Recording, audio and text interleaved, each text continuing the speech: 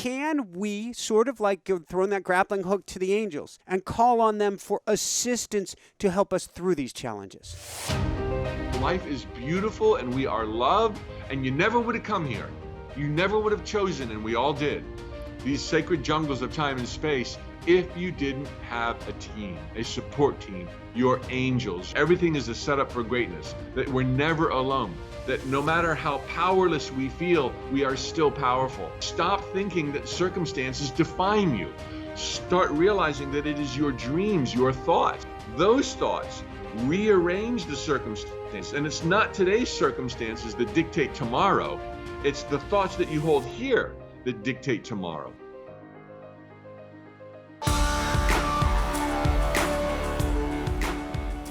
Hi everyone, welcome back. I'm Michael Sandler, your host on Inspire Nation. If you've ever needed help from your angels and spirit, then do we have the show for you. Today I'll be talking with Mike Dooley, Mr. Thoughts Become Things, about how we can talk with our angels and get help from our angels and even other higher beings when we need it most. So welcome back to the show, Mike. Are you ready to shine? I am so ready, Michael. Thank you so much for having me. Hello, everybody. Well, welcome. It's so interesting that you're coming literally on the heels of a Lorna Byrne interview that's gone completely nuts and viral. It's been beautiful. Jessica and I, my wife and I, have some very, I don't know if serious challenges is the right term. I'm going to go into it in a minute, where we're calling on the angels more than we have ever called before, and that's an understatement. With that said, about 20 years ago, you were down on your knees as well. Would you mind sharing with us what happened and how you called for help? My gosh, my lowest ebb in life, without a doubt, no comparison. I was on the cusp of turning 40, which I used to think was old 20 years ago, you know. And I'm with you. We had just liquidated our t-shirt and gift business, which my mother, brother, and I had started 10 years prior to that point. Never thought that that dream would come to an end. It had roared for 10 years. We had done really well financially. We were ahead of the game, but certainly by no means could I retire. And my longest lifetime relationship, approaching its 10-month anniversary, had just melted down as she literally ran off with another guy. And I would pray at night, Michael, on my knees, an old Catholic thing that I was indoctrinated in. I am not a Catholic today, have not been a Catholic for many decades, but sometimes you go back to those safe places, those places of comfort, of reassurance, and no matter what it is, you know, give it to yourself. And I would pray on my knees to God. And I like to joke now, you know, when I'm happy, it's the universe. You know, the universe is conspiring on my behalf, and the universe loves us and doesn't judge us. When I'm terrified, I pray to God. It's like, dear God, please help me. And I remember thinking, you know, I don't know how I created this mess. Yeah. Feeling like, you know, even then I was on to Thoughts Become Things, that we are, you know, the ultimate source of everything that happens to us. It's just that we try to interpret it, and then we assume bad things, and we're broken, and we're unfixable, and we brought it on ourselves, and we've a bunch of crap. But in the moment, that's how you feel. And so I was at that place wondering if I would ever be happy again. I don't know how I brought this upon myself, and I don't want to go looking. And that was a key. I don't want to go looking for what's wrong with me, because I'm going to find a whole bunch of stuff. Well, and then you just amplify it. Yeah, then you need a team of people to undo it, and then you create a problem that wasn't even there to begin with. It was just a matter of timing, and I saw this play out in my so-called train wreck back then. But what I did so critically, and I think this is the soothing balm of all crises, is I drilled down to truth, and I got a bit firm with myself. It's like, I don't know how I created this, but I know how life works. I know that my thoughts become things, that I create my own reality, that I'm here by choice, that all things are possible. And the only way I'm going to move out of this ditch is if I create new thoughts to think about other desired end results. Yeah, but that didn't work the first time. Shut up, okay? Shut up to that voice inside of your head.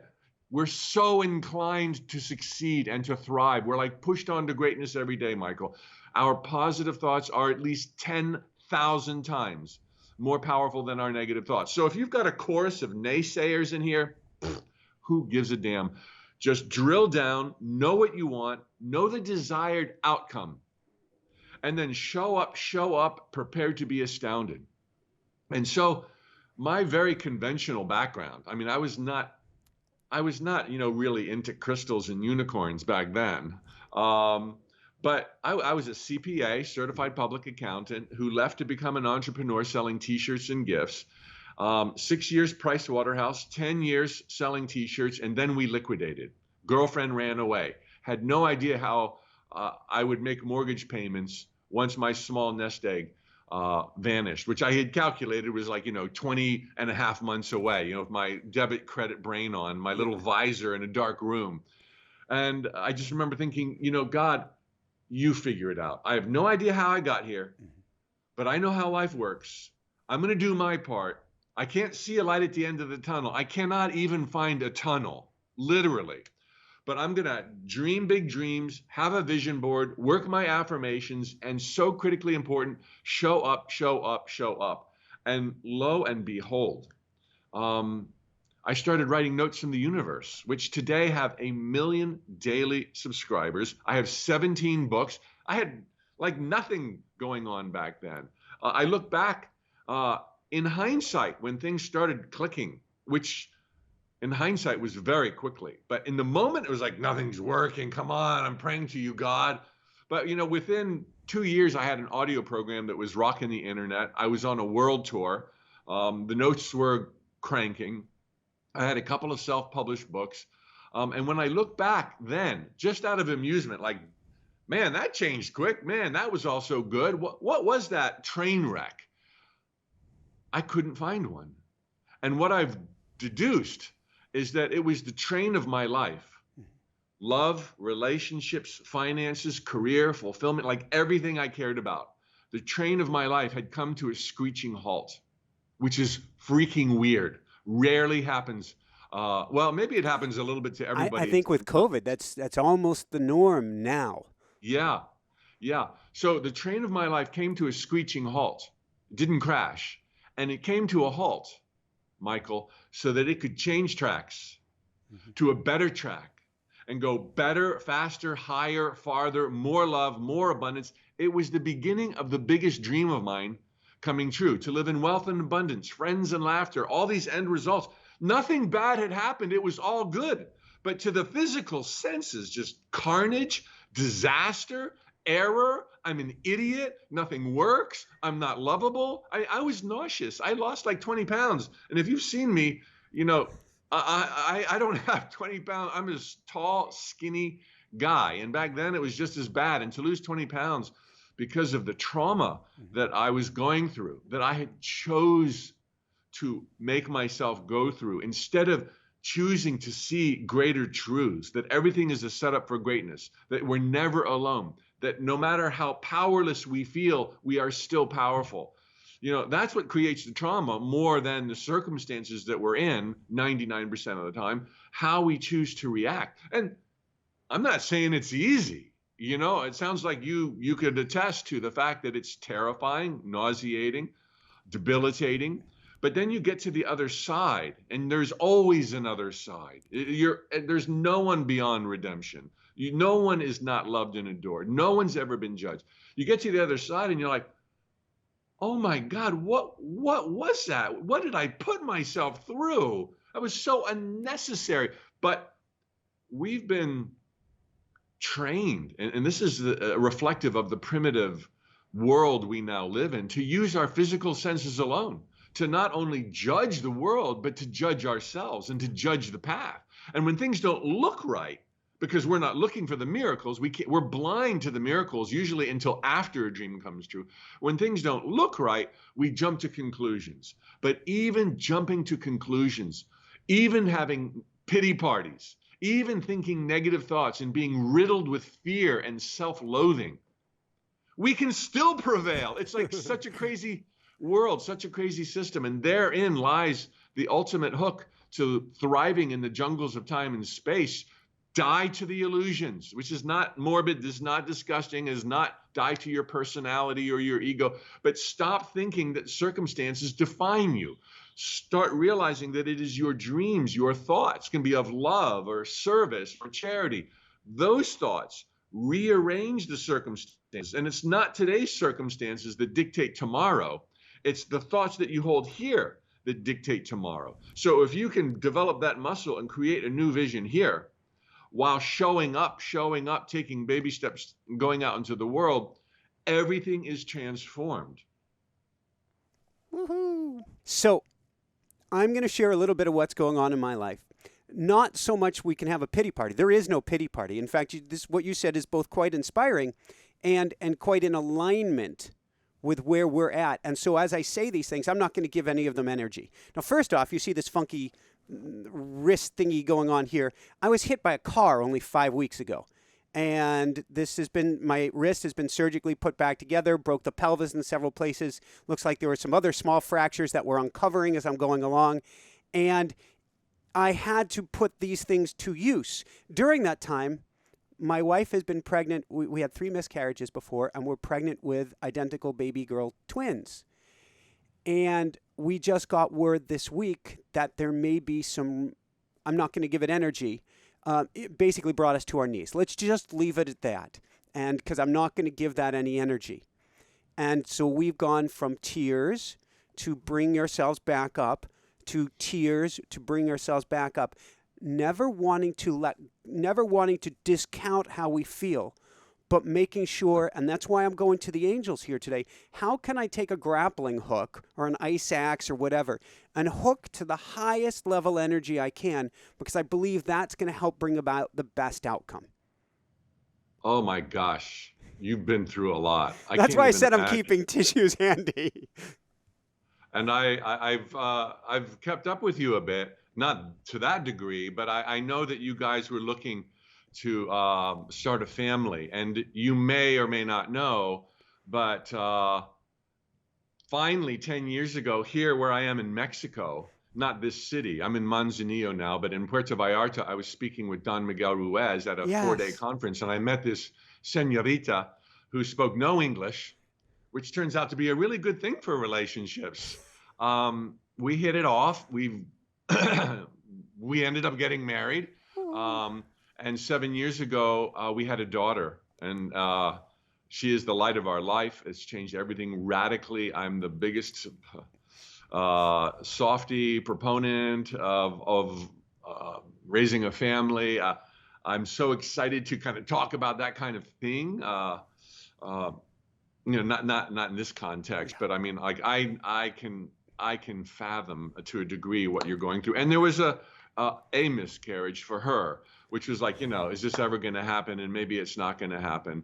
So, my gosh, Mike, you guys have been through so much. You're going to be the most amazing teachers in the universe. Okay, it's going to turn out great.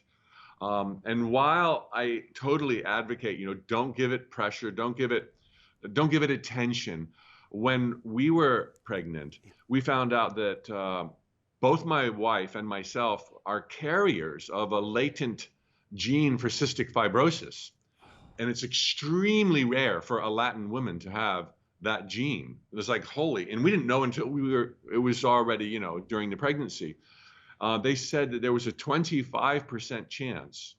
What are percentages? That's a game we play. It's going to happen or it's not going to happen, and there's magic and there's a danger involved. in that game. That game, as you know, is, I call it white smock syndrome, and we've been through it twice so far. You get the ultrasound, they come out, they give you some numbers, they tell you some things, you hit the floor, and then you have to go. That's great. That's a number. That's not reality. Right. That is just a number. That's right. We saw the specialist that deals with children and adults that have cystic fibrosis. I didn't know about that disease. I mean, it used to have an average lifetime was like 7.5 years. And then with extended stays in the hospital, like spend every other month in the hospital for the rest of your life, generally with cystic fibrosis, and you might live to 40 years old. And so we had a specialist, and he's like, we're going to be friends for a long time. And it's just like, no, we're not. No, we're not. And Thank it you. was mind-boggling. So I can imagine to a degree, not totally, what you're dealing with. But we did what they asked us to do. I always say play both ends to the middle, no matter Thank you. what it is, health, doctor, finances. Do a little bit of the woo-woo, and I do a lot of the woo-woo. Creative visualization, end results, acting with faith, and then in a safe, moderated way, definitely follow up with the conventional medical wisdom. And so that's what we did. We didn't put our heads in the sand, and we didn't pretend it didn't happen, but we prepared for what we thought would be optimal circumstances. And we have an amazingly healthy, wonderful girl, no cystic fibrosis or anything like that. So I'm going to give you some a thought here, Go for it. and it's like the most challenging and difficult. If I were in your shoes right now, I would. I'm calling back in my mind a note from the universe I once wrote, and it was generally geared to other people. Like, whatever it is you want for them, whatever is going on, always wish for the best for all involved. We Without say for our highest good and the highest good of all, or something Exactly. better. Well said. And then whatever happens, know that your wish came true. Yeah. And that's daunting and overwhelming. And that doesn't mean you're surrendering. That doesn't mean you're giving up. That doesn't mean you're not going to go buy a cute little pair of dresses or cute little shoes. I used to do that when it took three years to conceive. And it was like, is this going to happen? At the time I was in my early 50s. And, but every time I went on a trip, I would come back with a little tiny dress.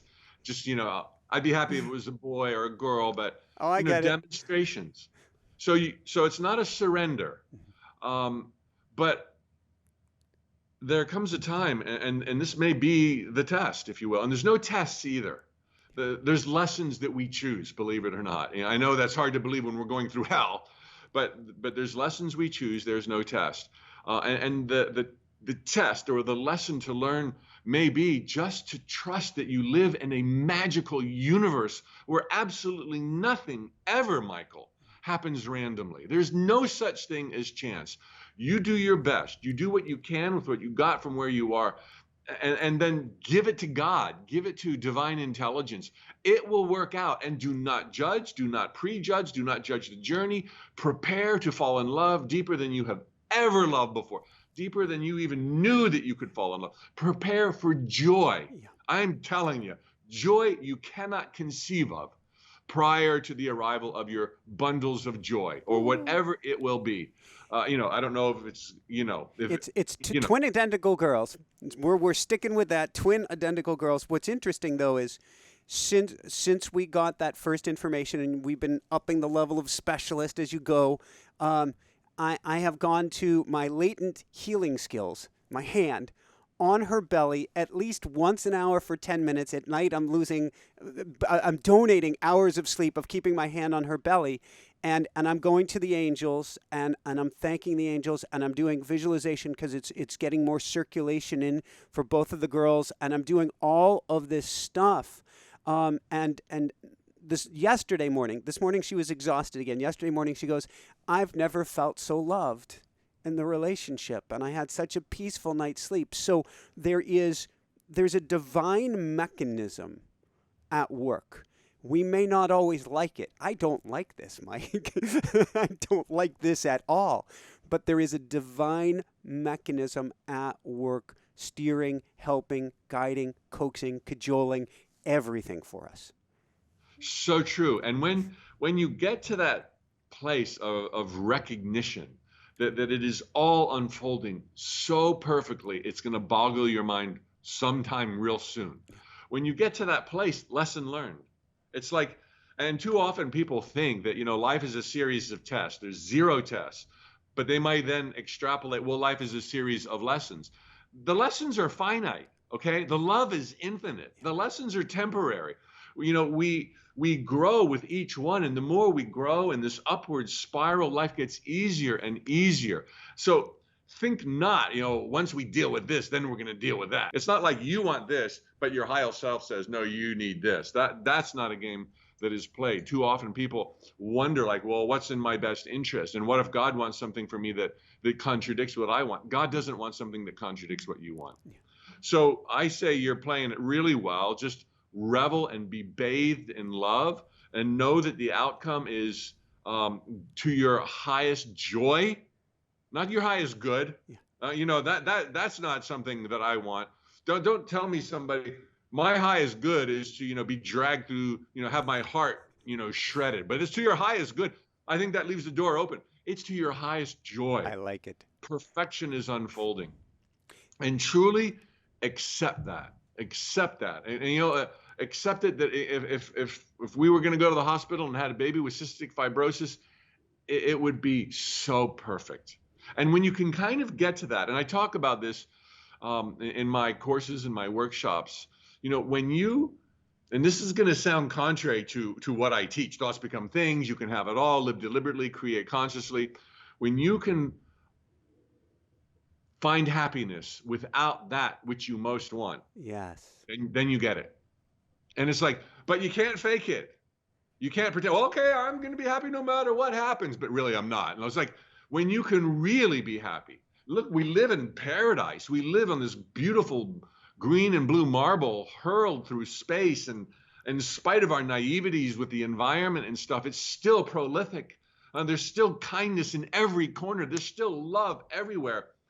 It's all coming together perfectly. And that's one of the lessons I've learned in really probably the last 5 or 10 years, because stuff comes up in all of our lives that everything is playing to our greater good. And sometimes people will say to me, Mike, what do you do? And you're visualizing and things are clicking and you're having fun, and then bam, you're blindsided and everything comes apart. A car comes at you, and all of a sudden it's a clear road, and then you just hear acceleration, bam. What do you do? You don't jump to conclusions that something bad happened. And ultimately, from a far enough out perspective, there's no bad things. Yeah. This car accident and the splintered wrist and the broken pelvis and whatever the hell else happened will be viewed as a great, awesome gift at a perfect time in your life. And just prepare to unwrap it. Right now, go through it. Right now, do what you got to do. Listen to your conventional doctor, do the woo-woo, get clarity, find peace. Don't worry. Don't worry what you're going through. Don't worry about the pregnancy. That's easy said, I know, but I've been through my stuff. It's just, and if you do worry, and if you are negative, you're still going to crush it. You're still going to do great. But I've always found that a day filled with worry, a day filled with fear, 18 waking hours is just nothing but me terrified of a potential outcome, like falling flat on my face in a speech in front of 3,000 people where I had to hold the audience, attention for 2 hours. I've always found that we're so inclined to succeed. One of my favorite teaching points, so inclined to succeed, that if you just do what you can in a minimal degree, maybe a vision board, optional, some creative visualization, get clear on desired outcomes, desired end results for 5 minutes a day. 5 minutes a day will totally obliterate and shatter the negativity of fear and self-loathing and what I was just describing.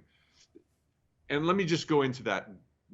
Can I go into this little teaching lesson for you? I'd love it. Then I want to bring it to the angels. But with that said, I'm just running through a visualization in my head that I just can't help. It keeps flipping between two visualizations.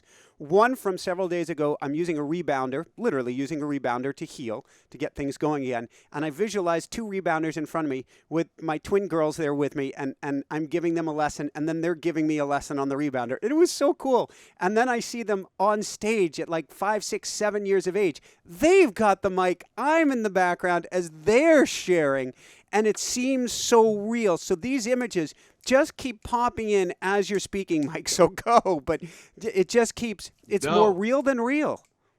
You know what? That brings to mind, when you fall in love, like you're about to fall in love. Yeah. For me, my daughter's, an amazing, healthy, brilliant 7-year-old.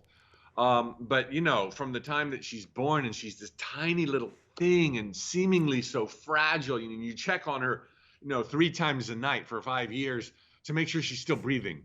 I mean, and I'd be like, God, this negativity. And so what I would always do, I would see in my mind's eye, without attachment, I would see her name being called and her walking across the stage at some college commencement ceremonies or high school ceremonies, and she's beaming and I'm beaming. But I would just change the picture like you've done so well.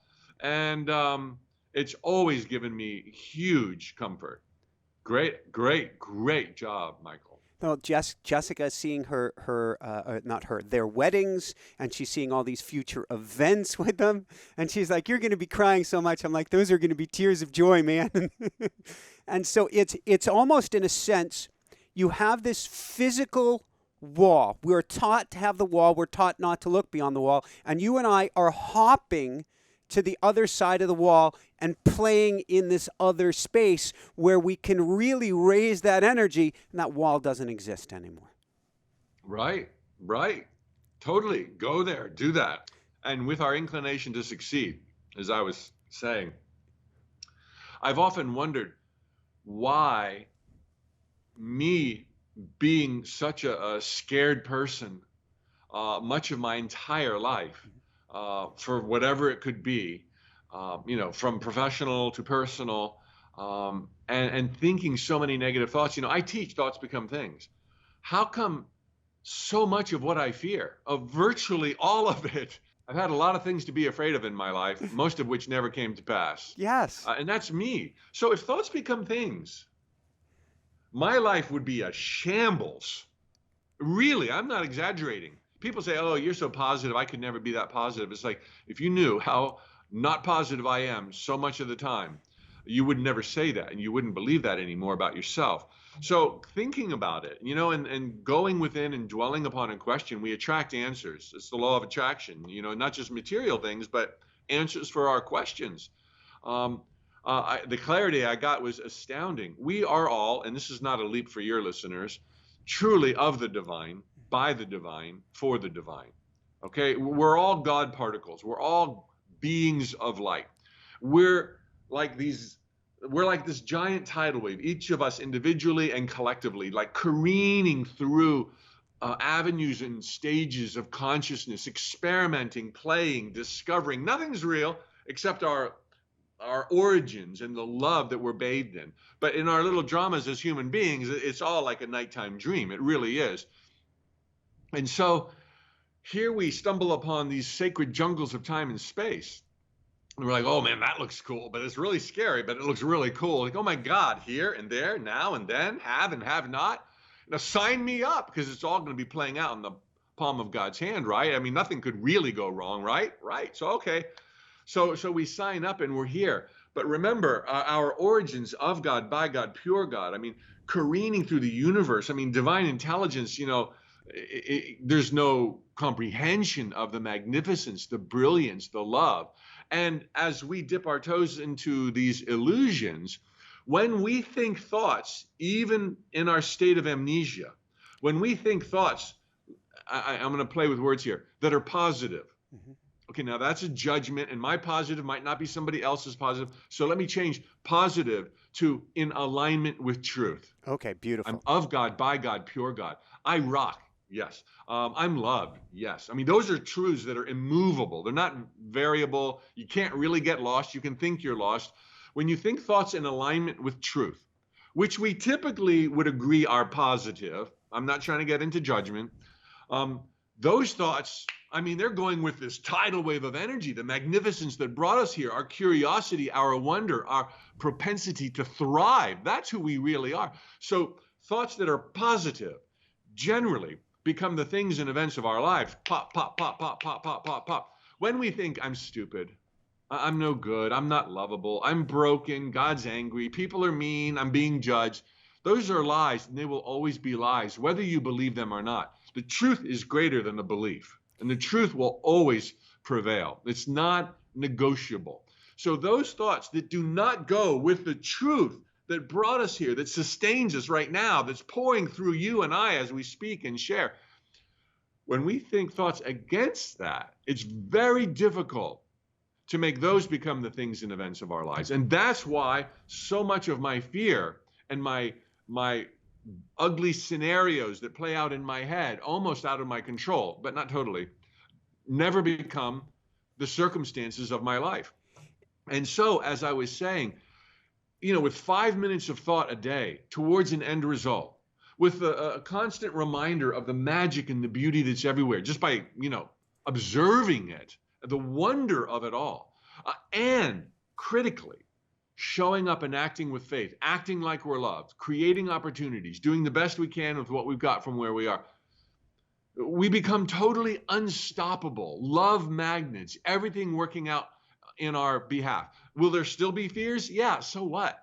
Now, if I worry, it's like you worry. You go ahead and worry your little heart out, but be a little bit positive. Take a little bit of baby steps. You create some affirmations in your favor, and you will not be stoppable.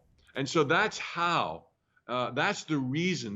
That's the science, if you will, my version of science, that explains how even in the depths of our ignorance as a society, thinking God's angry and people are jerks and we're all being judged, even then we have space stations, smartphone, internet technology, love and kindness everywhere.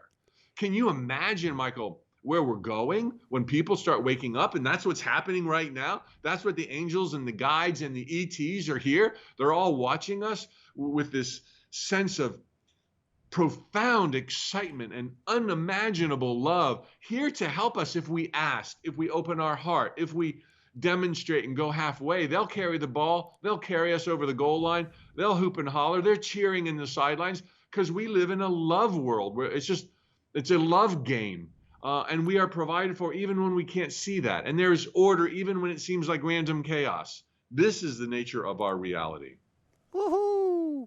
All right, last point that's not quite on the angels, and I want to dive into angels for just a little bit. I've renamed your hat. Your TBT hat is now trains bring things. And so bear with me on this. So, say that again? Trains bring things. Trains, choo-choo trains. It could be TTBD, treasure trains bring things. Here's it. Okay. If you have a negative thought, you are walking down the railroad track. Yes, you're heading towards misery, but it's going to take you a long time to get there. If you have a positive thought, and a thought in alignment with truth, or as you call it, a tidal wave of energy, you're now getting onto an aligned train of the universe. 5 minutes a day on an express train will carry you how far towards your gifts or towards what you desire or towards a greater life versus 5 hours, 5 days schlubbing along on the train tracks, walking because you don't have the amplification of that alignment with the universe. Exactamente. Beautifully said. And let me throw in a buzzword, a couple of buzzwords. Just because we live in a non-judgmental universe, people like us and your audience, I'm sure, are getting on that train. We're not being judged. Everyone's doing the best they can from where they're at and what they presently understand. Just because it's non-judgmental doesn't mean it's neutral. It's not a neutral universe. Thank you. The cards are stacked in our favor. We're inclined to succeed. It's not like think of a red thought or a green thought and they have an equal chance of becoming a thing. It's not like a thought is a thought. Thoughts in alignment with truth are far more likely to become the things and events of our lives than thoughts that are not in alignment with truth, because we live in a non-neutral universe, which seems at first to contradict, well, it's non-judgmental, so the universe doesn't care. No, it cares. It adores you. It's just not passing judgment on you. And all of the cards are always being moved around in your favor. Whether or not you can see the order is not relevant. Well, you just hit the key word. Go look at a rose. Go look at spinach. Go look at anything you want. Or actually, I'm thinking more broccoli or that funky Fibonacci-shaped broccoli. What you find is that there is a magical order in everything. This is not a universe that is broken down into chaos or broken down into that word, I'll put in quotes, evil, or any of this. It has gone to higher and higher states of cohesiveness, of order, dare I say, of love, every single step of the way. Bullseye. And it's so evident. People might say, yeah, well, one of my neighbors saw me at a Christmas party 15 years ago. And she's like, looked at me like kind of talked with a low voice. I know what you do. like I would be embarrassed by it or something. I know what you do. She saw my website. You know, a lot of my neighbors to this day don't even know what I do, but she figured it out. She saw my website. And I said, yeah, so, you know, I'm pretty proud of it, but, you know, I don't want to go, you know, assume anything. Yeah. And she said, it's nice. She said, but it's wishful thinking. And I was like, wishful thinking? Like I'm deluding people or I'm trying to see the bright side when really there's a really dark, ugly side to everything else. It's like, no, it is not wishful thinking. Our lives are evidence. And I could understand maybe somebody new to this line of thinking watching right now, like, you know, it would be nice if what Mike said is right, that we're all inclined to succeed, that nobody's being judged. How do you explain this? No tangents right now. It'd be nice. But I would say to them, it's not just nice. Your life is proof. If thoughts become things was equal, everything, you know, non-judgmental, then we would frown as often as we smile. But to this person who's a doubting Thomas or Thomasette, I would say you smile 10,000 times more than you frown. You laugh 10,000 times more than you cry. You have friends 10,000 times more than you've been utterly alone in your life. In fact, you've probably never been utterly alone in your life. There's always been somebody you could call. What happened to 50-50? You know, the dark cloud and the white light cloud. You have been healthy 10,000 days more than you've been sick. And even in our sickness, we're healthy. You know, we got a sore throat or our head hurts, so we lay in bed. We're still brimming with energy. It's just that our thoughts have weighed us down.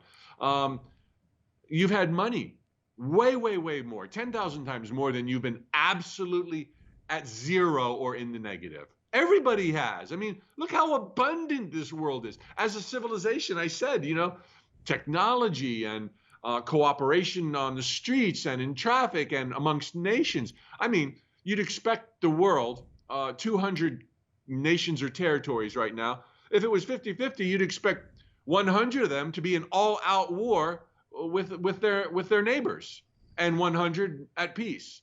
I mean, there's like no country in all-out war right now. Out of 200, like none.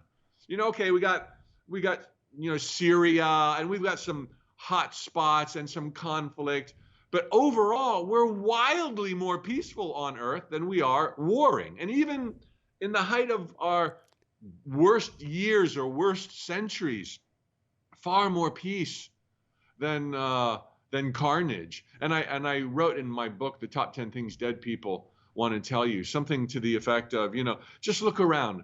There has never, not once, literally not once in the history of humanity, where health didn't utterly, totally overwhelm sickness. Yeah.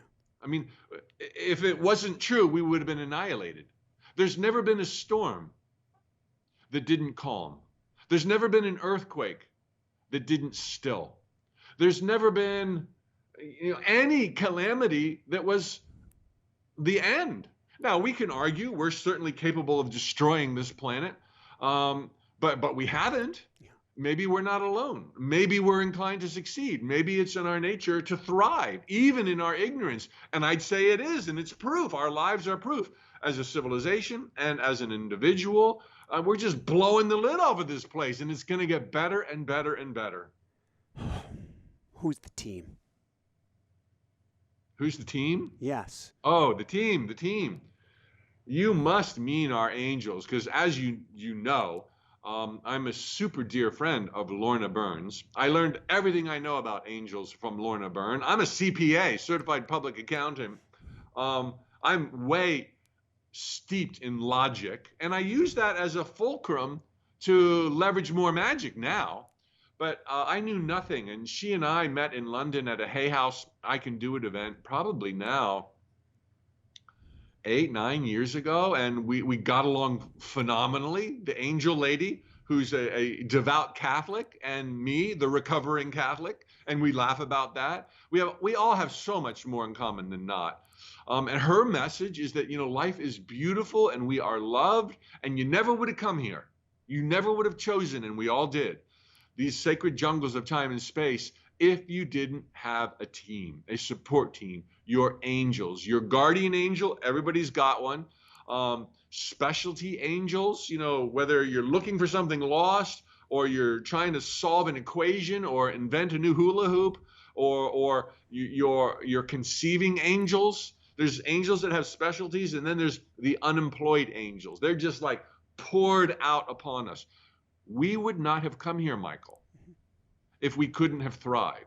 And nobody can thrive without a connection to the other side. And we all thereby have a team, a support team, to connect the physical experience we're going through to the ethereal spiritual one that we came from and that we will return to. It's like a lifeline, but it is teeming with angels. And so you have but to ask, you have but to acknowledge them. You're going to be helped anyway, but it's a lot easier for them when you acknowledge and you believe and you create a dialogue that's unending.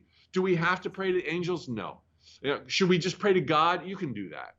But like Sonia Choquette, another buddy of mine who's all about spirit guides, she's like, isn't it a lot more fun to be able to pray to God and or the universe and your spirit guides and your angels? And now I'm a newbie in my awareness of ETs, which We is had such Stephen Greer on the show earlier this year. We've had several ET shows for this reason. Well, it's the time to wake up to the truth that we live in a physical universe, which is pure spirit. It's funny to call it physical, where there's all kinds of incarnations of the divine, whether it's, a rooster or a puppy dog or a dinosaur or other sentient conscious beings very much like ourselves. And whether they have 2 eyes or 3 eyes, or, I was going to say ETs is like such a misnomer, because it's like, here we are, human beings, the center of everything, and everything else is, extraterrestrial, like there's some crazy, weird, not fully realized versions of God. I mean, there's just God. There's only God. And whether it's a table or a photon or a molecule or someone who lives on Mars that has 3 eyes, it's all God. And oh my gosh, I co-authored a book with this amazing woman, very psychic channel. 2018, right? That sounds right. Tracy Farquhar. Yeah. Deep love, channeled messages from deep space with love. I forget. The title changed from the hardback to the paperback, but she channels this collective called Frank from the planet Brohashka. So this collective is not on the spirit side, although it's all spirit. We create these delineations, but they're from the same time and space as us, just far removed on a planet on the other side of the physical universe, undetectable, although they can point to maps, and they've done this, to where Brohashka is.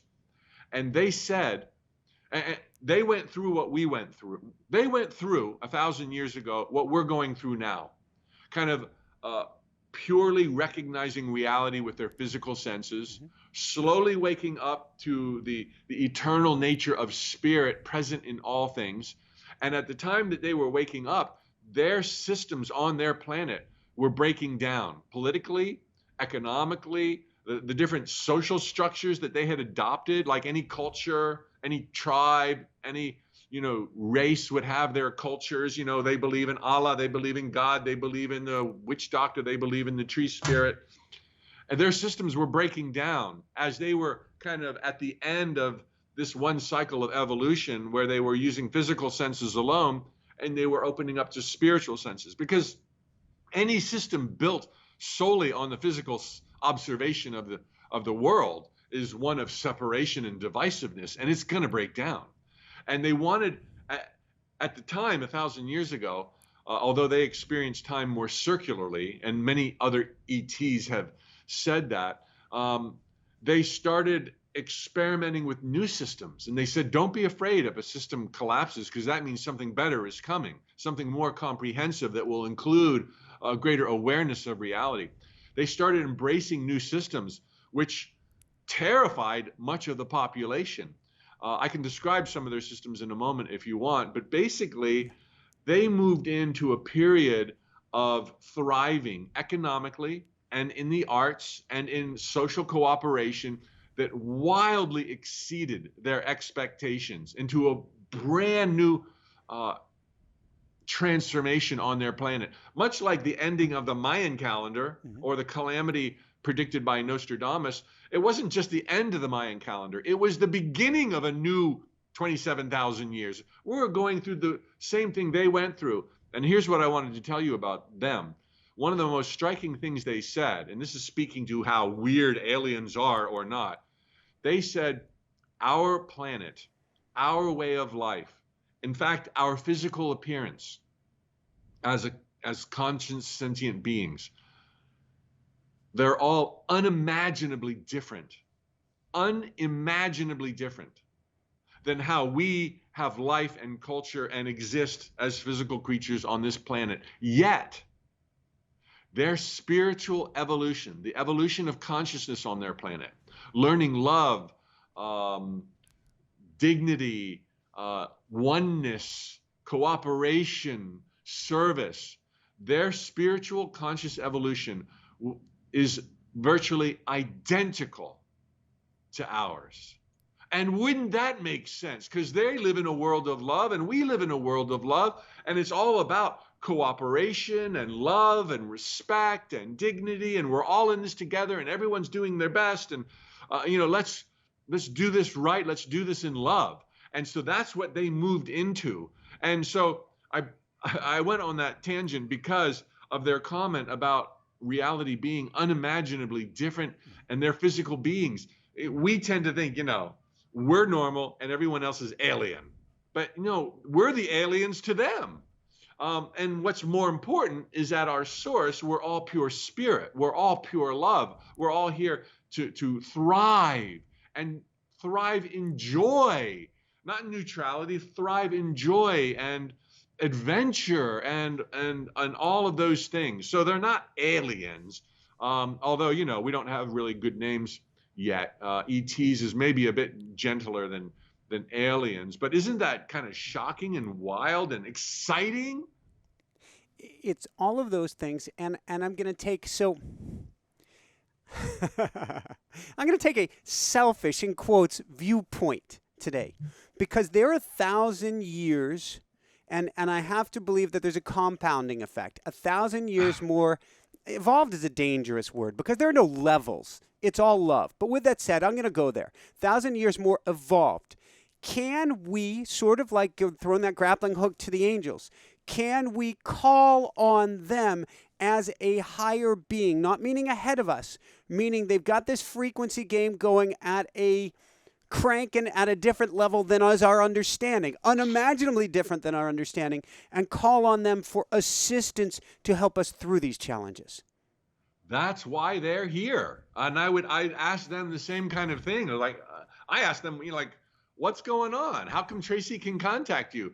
They said they have reached such a level that one of their natural desires, what they most want from life, and this has happened in my life, I see it happen in everyone's life, when you start getting all the stuff you wanted and you achieve the success you wanted, not that everything I've ever imagined has come to pass, but what has come to pass has so wildly exceeded what I thought I wanted. When you get to that place, one of the things you most crave and desire is for everyone else to be at that point of joy and fulfillment and love. And you want to reach out. Your selfish desire, and it stays a selfish desire. But when we develop consciously, we can literally visit other worlds, other planets, other times. We can be in many places at the same time. As you start developing consciously, and you can travel to other worlds without a spaceship, and some visit us with spaceships. There's millions and millions and millions of inhabited planets that are far more advanced in both ways than us. You want to serve because love is your nature. And so they said you could kind of look at what we're doing as a humanitarian, to use our words, a humanitarian venture. Who else is going through the trials and tribulations that we put ourselves through 1,000 years ago, that we learned so much from, that we can lend a helping hand and be of assistance? And so they found Tracy. Tracy relayed it to me. We had this Q&A that's an entire book about their systems, about their lessons, about what their challenges were, what their challenges still are. But by virtue of publishing in the internet, their messages all over the world. And then privately, we can, just as Tracy connected, she did it consciously, though channeled. We can ask for help and it will be received. And whether or not we consciously are aware of it, ask for help, ask for clarity, ask for assistance connecting the dots, and know that it's being pressed to you. And when you get it, I just did an event with Sonia Choquette. Yeah. She said one of the ways you can know you're being assisted, and the way they assist is primarily through helping us have hope and have new thoughts, to find a new way, to go to new places. All here is when you start getting kind of random, unexpected ideas, then you know that you're not just making it up. Then you know that you're not alone. And whether you think you're making it up or not, you're being helped. And sometimes, like Neil Donald Walsh told me, he thought in the beginning he was just making it up. And he said, God, how do I know it's not just me? How do I not know it's not just my imagination? And God, in his famous series, Conversations with God, said, Neil, don't you think I'm smart enough that I would use your imagination? I would use every means possible to reach you? Of course I'm in your imagination. Of course I'm everywhere. We are one. And so the doubting is normal. What comes to pass is a certainty that we're not alone and that we are being helped. And whether it's someone from Brohashka or a guide that has never incarnated, such as an angel, is not so important, so that we maintain hope. We have ideas for a new vision. Your daughters are on TV, on stage. You're in the background. They're saying, not yet, Daddy. We got a few more points to make. Where did that come from? It's all magic. We live in such a fairy tale world. And I thought you were going to say, okay, great for Frank. They're 1,000 years removed. Is it going to take us a freaking 1,000 years to kind of get out of this quagmire? No. Number one, change comes quickly, and they had achieved these successes and began thriving almost immediately. And then it started showing up more and more and more in their physical world. But even today, we live in paradise. We don't have to wait 1,000 years. We don't have to wait for transformation. We can be the spark. We can choose to focus on what serves us. We can choose to see the love and the beauty everywhere, and you're done. You have license to be happy right now. Woohoo! Way in the back there. Usually I have it next to me, but with everything going on, I've just got one way in the back of me. Is my book, Automatic Writing. We put out about a year ago. In fact, as of yesterday, still top angels, blah, blah, blah, and spirit guides and stuff book. But really why I put that out and why I had my arm twisted by the universe for 4 or 5 years to get that out is a vehicle, one of many vehicles, but a vehicle to communicate with just what you're talking about and how important it is for us to do so. Oh, yeah. And I do it too. When I'm vexed or perturbed or wondering, doesn't have to be a crisis, ask the question in paper, and then shockingly, and I'm like, well, I knew that. Well, hey, you did know that, but give it to yourself and put it in print. I'm sure you've seen it time and time and time again. It's like, damn, that's good. That's right. Yes, indeed. They're always We're all speaking connected to us. Yes. So we've got time for just a few more questions. Then I want to get into a little meditation here. If you were going through a knee-dropping event at this time, yeah, what would you do? I would say realize that what you're going through is not random. I know that it feels random. I got this going on. I got that going. It's like, my life would be perfect if it wasn't for the car accident, the freaking car accident out of nowhere. I was in the wrong place. It wasn't random. There was order. There was perfection. It's a gift. Okay? That's number one. Then you're like, okay, so something's in this for me.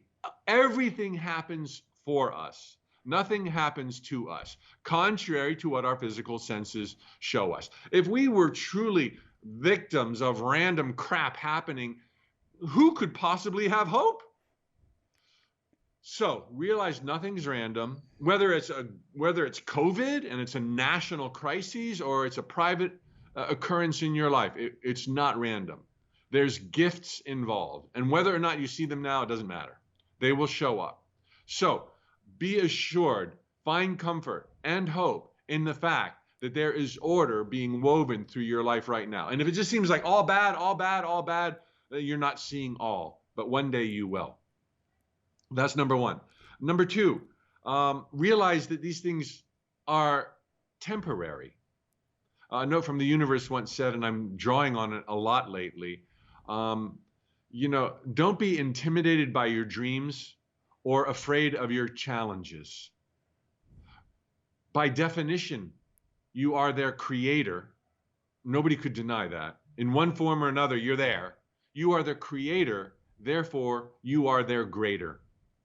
You will prevail. You are eternal. All else is just, sprinkling. All else is temporary. If you can dream it, you can have it. If you are facing it, you can deal with it, or it wouldn't have happened. Okay, so it's temporary. You are eternal. And then I would say, don't forget your role in the logistics of mystics here, I call it. Thoughts become things. If you want to change your circumstances, and, for all that I just said in these first couple of points, that it's not random, that doesn't mean learn to love it. No, if it's not pleasing, change it. Change the heck out of it. And the way you do that is you create a new picture in your mind of a desired end result, not a how I'm going to get there. Just go to the end result or beyond. Joy and love. That's what we all want, right? So you're living in joy. You're feeling the love. Everything is clicking. You're totally, ecstatic with your life. Just everything is working. Create that picture in your mind. This is thoughts become things. This is what, if somebody's going through a hard time, you're brought to your knees, remember you have power and you can change it. And perhaps that's the lesson. Let me change how I feel about this. Let me change how I view it. Let me change how I handle it. Let me change the circumstances entirely. And then the final point I wanted to make is in alignment with that. I talk about all manifestations happening like GPS navigation. You put in the destination, that's the end result. That's not the halfway point. The destination, and then you put your car in gear. The more we physically do to change our circumstances with our mortal baby steps, we increase exponentially what divine intelligence can do for us. So it's a little bit different like for a pregnancy, but like for a career or making money or finding health, you can knock on a lot of doors. I understand your hands are tied a little bit, although you're using them wisely on your wife's belly. But for most crises, like mine 20 years ago, career, romance, finances, it behooved me to dabble and learn and create and code and speak and write and to do a lot of different things. Don't be like, well, the universe is going to save me. I'm going to write a book. It'll be a bestseller. I'll live happily ever after. That's such a narrow path. We're not taking that off the table. But think bigger, wealth, laughter, health, joy, family. And the universe is like, I know how to do that. And it might be a book. It might not. You can write that book. You can take those steps, but don't attach to hows or unimportant details. So that's what I would say. That would be my advice for anyone who's, going through a challenging time. I love it. When whether it's working with my School of Mystics, whether it's coming out of automatic writing, I am always hearing the details are none of your business. That's one of the toughest hooks too. That's one of the biggest challenges because that's how we're wired. And that's how we've used the wiring. We can rewire ourselves. The circumstances are important. They're sacred. But when we start attaching to one path or one door or one opportunity or one vision, we slam shut the door on all other avenues of making progress, of thriving, of finding joy. And so where can people go to find your daily notes from the universe and then tell us about Tut and what that is now. Oh my gosh. Well, it's a lot of things right now, but the main thing has been for 20 years, I send out a free daily email called Notes from the Universe at tut.com. When you sign up Monday through Friday, you get a brief, sometimes one-liner, sometimes two-paragraph message from the universe, custom tailored to you, that weaves in a dream or two that you enter in your profile. And they have become incredibly popular. And so that's my main thing. And for people who want more, if that strikes their fancy, I've got 17 books. I have online adventures, 21-day courses. Prior to COVID, I was touring. I was mostly an event guy, my own events all over the world. But that's now been moved online. More people attend, and I get to spend more time with my family. Oh, there's a membership. There's other stuff there, but the main thing is Notes from the Universe. Thanks for asking. So website one more time here. T for Tiger, U for Uncle, T for Tiger.com. Very, very which good. Which now stands for The Universe Talks. Woohoo! Excellent. Any last words you want to share with us before we go into a brief meditation? It's been a joy, Michael, and I send you all of my love, your wife as well, all of my angels. It's going to turn out so fabulously. I'm so excited for both of you. Magic is afoot, miracles abound. You're about to fall in love more than you ever thought you could. I don't want to say I pray like I'm asking, but I see you just blooming in ways unimaginable, both of you, all four of you. How does it get any better than this? How does it get any better than this? Thank you, thank you, thank you. You will ask that every day of your life. I'm good with that. I'm very good with that. So then, do you have a short meditation you wouldn't mind sharing with us? Yeah, I do. Let's see. Okay, everybody breathe in and out and just find your own levels of comfort here. Maximize those, probably eyes closed if you can safely do that.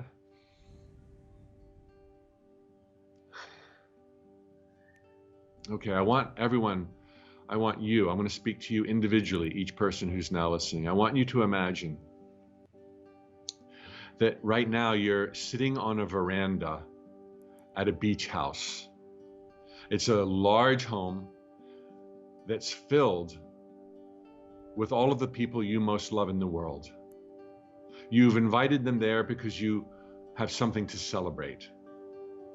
And as you sit alone on the veranda, just catching your breath from all the hellos and the hugs and the kisses, you feel tears of joy rolling down your face. You can taste the salt in your mouth. You can hear the waves crashing. You can hear seagulls in the distance calling out to one another. You are filled with joy and ecstasy, because not only is this home filled with people who have come, people that you love and adore, but they are there because they love you as much as you love them. And the reason you've called them together is because of all of the changes that have been sweeping in your life since, gosh, in the last year, so much has happened on every level, in every realm of your life. It's like every day there's a surprise phone call from a surprise person with shockingly great news. You're just like ecstatic. And everyone is there to help you celebrate because they love you so much. You're feeling as if every cup in your life is overflowing. The biblical cups overflowing, the chalice overflowing, every sink and tub is overflowing in your life. What did you ever do to deserve so much?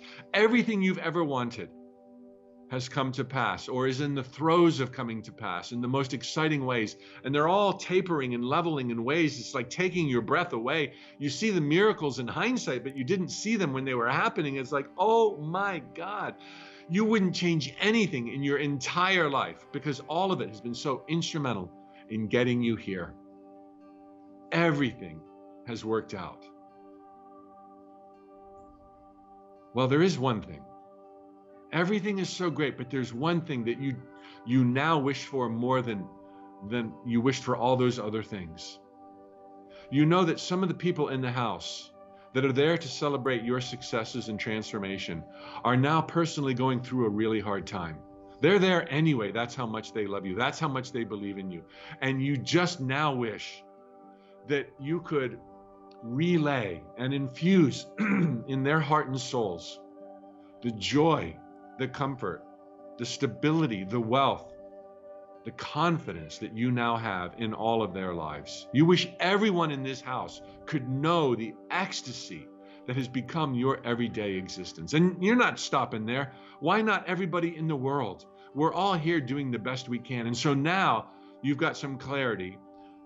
There's this new wish you have, and that is for you to relay and help others achieve as you have helped. And there's a bit of disappointment that this isn't the case already. You know what they're going through, some of your beloved friends. Oh my gosh, they're going through the dark night of the soul. What can you do? Given your transformation and successes in every area of your life, in this one area, you now feel a little bit helpless until suddenly it dawns on you. Suddenly crystal clear, as bright as the sun, you get it. They're going through what you went through not that long ago. And because you went through your own dark night of the soul, it made possible where you are in this place of celebration, and it was perfect. And you know now, just as inevitable as it was for you to prevail, so is it inevitable that they will prevail in this world of order and perfection and love by the divine, showered and poured on all. They're going through what they need to go through, and they will prevail. And this brings you such peace and such comfort. You will do what you can, knowing the universe is doing what it can, and all is unfolding so perfectly. Yes, now every cup is overflowing. You think to yourself, could I ever be happier than this? Could it ever get better than this? Like, oh my gosh, I have reached the absolute zenith. And then, like a lightning bolt, it hits you again, brighter than the sun. Another dot has been connected. You are floored with this new realization that, yes, indeed, forever and ever and ever, forever, your joy will continue to magnify, to grow, and expand. This is the nature of the reality that we chose to be born into. And so while it was good, you are blown away with the realization that for you and for everyone that you love and for everyone in the world, it will continue to get better forever and ever and ever. And so now there's tears pouring down your face. Now there's this joy, even though you can hear the seagulls and the waves and a band playing in the background. This is what you chose from the highest of your being, from the zenith of your magnificence. And now you see the order and the perfection, and you just feel infinite gratitude. So much so that you're going to get up and you're going to go into that home and you're going to hug and love everyone there. Hallelujah. So be it.